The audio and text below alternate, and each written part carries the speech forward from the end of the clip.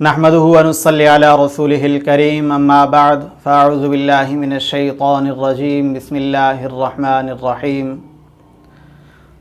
दोस्तों, जैसे कि आपको पता है कि रजब का महीना चल रहा है और रजब का वो बाबरकत महीना है जिस महीने को कुरान मजीद के अंदर भी कहा गया मिन्हा अरबातुन हुरुम, यानी उन हुर्मत वाले 4 महीनों में से है।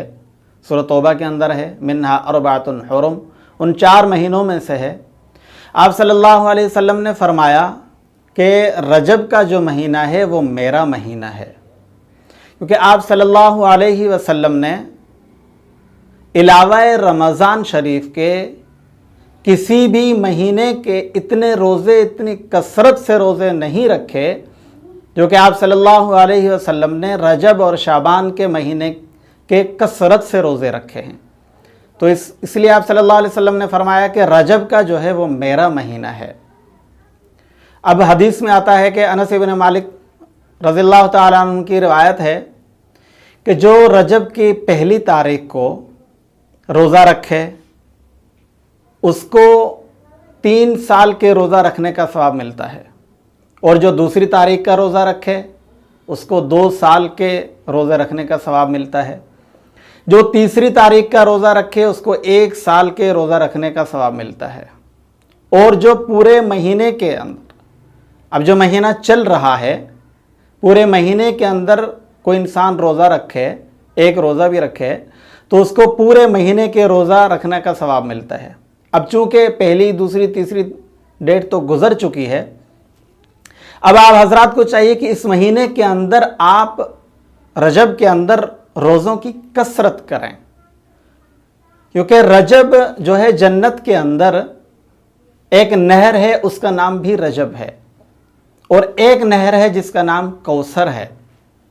जो शख्स रजब के महीने के अंदर रोज़े रखेगा, और रजब का महीना जो है ये बीज बोने का महीना है। खेती बाड़ी के अंदर जब बीज बोया जाता है पहले, तो रजब का जो महीना है वो बीज बोने का महीना है। शाबान जो है वो आब पाशी का महीना है, यानी बीज बोने के बाद 1 महीने के बाद उसको पानी जब दिया जाता है, तो शाबान का महीना जो है वो आब पाशी का महीना है। यानी रजब के महीने के अंदर भी आप इबादत की कसरत करें, अल्लाह रब्बुल आलमीन को याद करें, रोज़े रखें, तिलावत की कसरत करें, अपने आप को तैयार करें रमज़ान शरीफ के लिए। और शाबान का जो महीना है वो भी अपने आप को थकाने का महीना है, अपने आप को एक्टिव करने का महीना है, ताकि रमज़ान शरीफ के अंदर आपकी एक आदत बनी रहे, आपके लिए इबादत बोझ न बने। तो शाबान का जो महीना है वो आबपाशी का महीना है। और दोस्तों, रमज़ानुल मुबारक का जो महीना है वो फसल काटने का महीना है। तो इंसान, जाहिर सी बात है, ऐसा तो है नहीं कि आज बीज बोए और कहे कि कल फसल काटूं। उसके लिए तैयारी करनी पड़ती है। आज से ही जब आप तैयारी करेंगे, मेहनत करेंगे, तो आप कल को फिर फसल काट सकेंगे।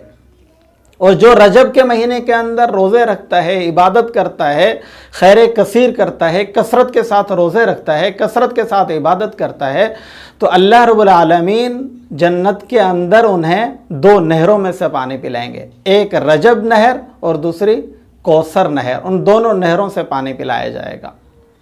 अब जो शख्स चाहे कि सारा साल वाफर रिस्क मिले, बरकत मिले, कोई टेंशन, मुसीबत, परेशानी ना आए, सारा साल हशाश बशाश गुजरे, अपने अहलो अयाल सही सलामत देखना चाहता हो, कोई भी टेंशन ना आए, तो उसे चाहिए कि रजब के महीने के अंदर किसी भी 3 दिन, रजब के महीने के अंदर किसी भी 3 दिन सूरतुल कौसर को 70 मरतबा पढ़ें। सूरतुल कौसर को 70 मरतबा कोशिश करें कि मगरिब के बाद पढ़ें इसको, वरना किसी भी टाइम पढ़ सकते हैं। कोशिश करें मगरिब के बाद आप इसको पहले 11 दफ़ा दुरूद शरीफ पढ़ें, फिर 70 दफ़ा इन्ना आतैनाकल कौसर फसल्लि लिरब्बिका वन्हर इन्न शानियका हुवल अब्तर, इसको पढ़ें। फिर 11 दफ़ा दुरूद शरीफ पढ़ें। फिर उसके बाद 3 मरतबा मिन्हा अरबाअतुन हुरुम, ये अल्फाज कहें। ये कहने के बाद फिर अपने मकसद की दुआ करें। इंशाअल्लाह ताला वो आपकी दुआ भी कबूल होगी और सारा साल आप देखेंगे आप फलेंगे और फूलेंगे और आपकी नस्लें फलेंगी और फूलेंगी। इस अमल को आप सब हजरात खुसूसी तौर पर करें। अस्सलाम वालेकुम वरहमतुल्लाहि वबरकातुहू।